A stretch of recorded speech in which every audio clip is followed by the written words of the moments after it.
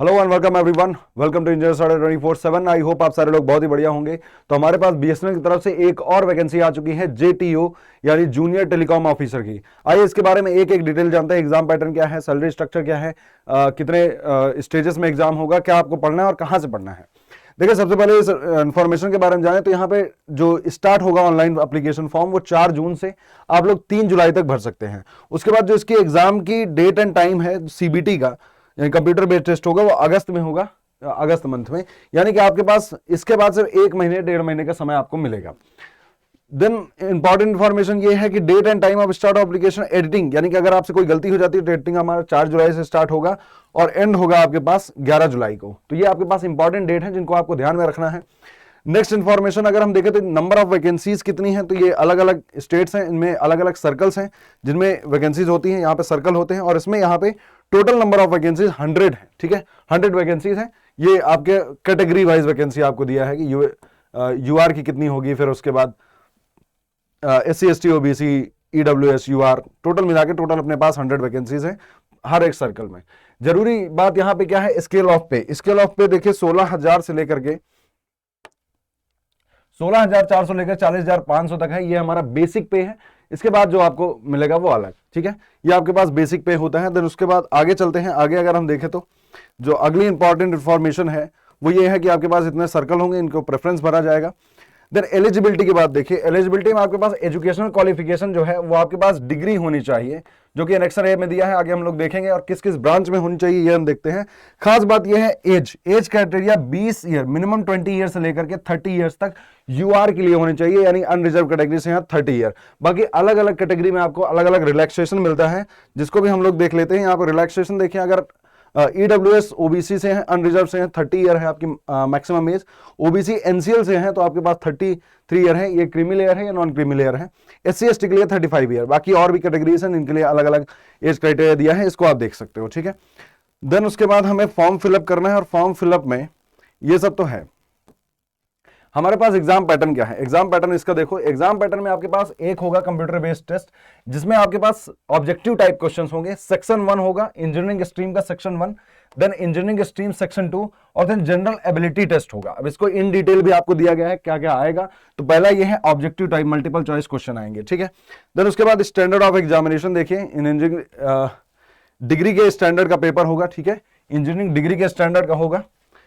Then और important बात जो आपके पास है इस एग्जाम के लिए, स्कीम ऑफ एग्जामिनेशन, जो कि इंपॉर्टेंट है, और इसका सिलेबस क्या है। यहां पे देखिए scheme of examination and syllabus. Pattern हमारा कैसा होगा, MCQ होगा, जहां पर निगेटिव मार्किंग भी 1/4 की होगी। ठीक है, अब इसके एग्जाम पैटर्न देखें तो क्या क्या आपसे पूछा जाएगा। इसमें आपसे पूछा जाएगा नंबर, जो सेक्शन नंबर 1 होगा इंजीनियरिंग स्ट्रीम सेक्शन 1, जहां पे 200 मार्क्स का पेपर आएगा।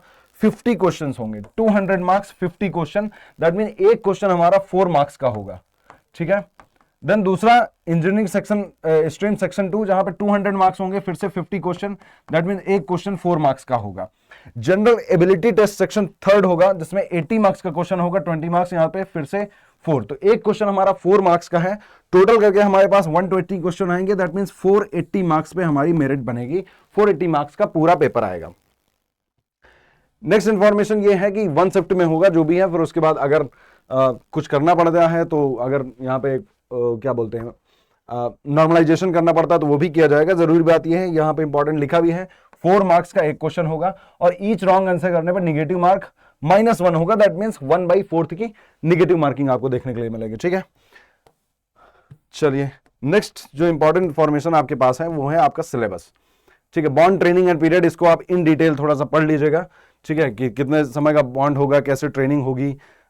ये देखिए ट्रेनिंग के बारे में दिया है कि जेटीओ फेज 1 की ट्रेनिंग 10 वीक की चलती है, फील्ड ट्रेनिंग की और 4 वीक की चलती है, फिर फेज 2 ट्रेनिंग 6 वीक चलती है। तो ये आपके पास इतने समय की ट्रेनिंग होता है। देन उसके बाद registration and exam fee. Exam fee देखिए, एग्जाम फी बहुत हाई है।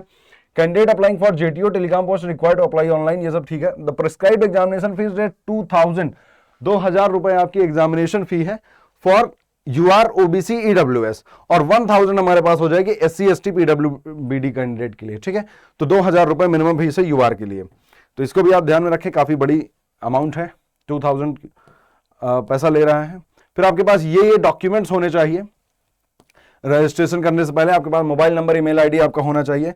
देन उसके बाद आपके पास स्कैन कॉपी होनी चाहिए, रीसेंट पासपोर्ट साइज की आपकी फोटो होनी चाहिए, व्हाइट बैकग्राउंड में, सिग्नेचर होना चाहिए, क्लास 10 का सर्टिफिकेट, डिग्री का सर्टिफिकेट होना चाहिए, आपके पास कंसोलिडेटेड मार्कशीट आपकी डिग्री की होनी चाहिए सारी की सारी, ठीक है। देन उसके बाद फोटो आइडेंटिटी यानी कि आधार कार्ड जैसा कुछ भी होना चाहिए। देन वैलिड प्रूफ आपके पास होना चाहिए, अगर आप कोई कैटेगरी पे अप्लाई कर रहे हो, लाइक आप ईडब्ल्यूएस लगा रहे हो तो ईडब्ल्यूएस कैटेगरी का आपके पास सर्टिफिकेट होना चाहिए। देन उसके बाद मेडिकल सर्टिफिकेट भी होना चाहिए, ठीक है। एडिटिंग विंडो के बंद होने के बाद इसमें कुछ नहीं हो सकता, ये बताया गया है। देन एडमिट कार्ड आपको दे दिया जाएगा बिफोर एग्जाम। और इंपॉर्टेंट इंफॉर्मेशन आपके पास ये है जो है वो है आपका सिलेबस। सिलेबस एक बार हम लोग देख लेते हैं जो कि यहां पे दिया गया है। देखिए यहाँ पे एजुकेशन क्वालिफिकेशन में कौन कौन एलिजिबल है। डिग्री आपके पास होनी चाहिए, बैचलर ऑफ इंजीनियरिंग, ठीक है।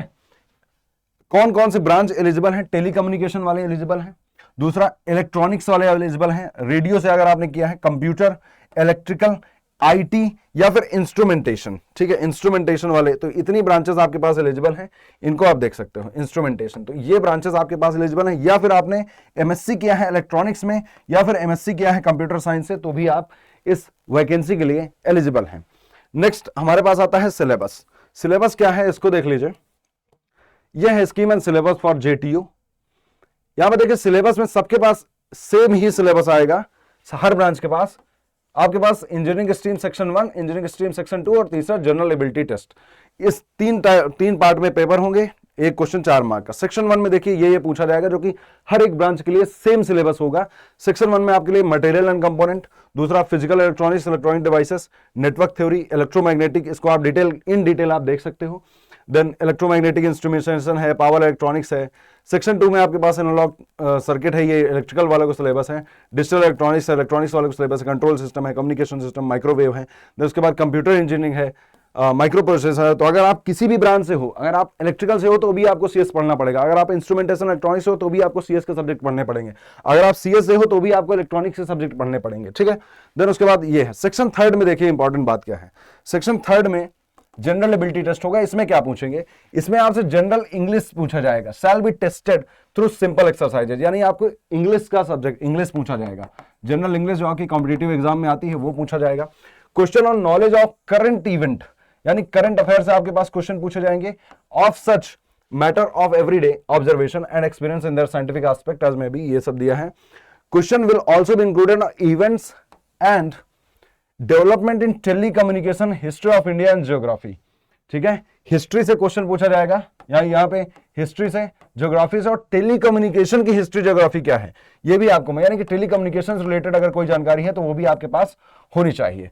ये सब कुछ आपसे पूछा जाएगा इन नॉन टेक वाला पोर्शन, यानी कि जो सेक्शन 3 है, ठीक है, जनरल एबिलिटी टेस्ट।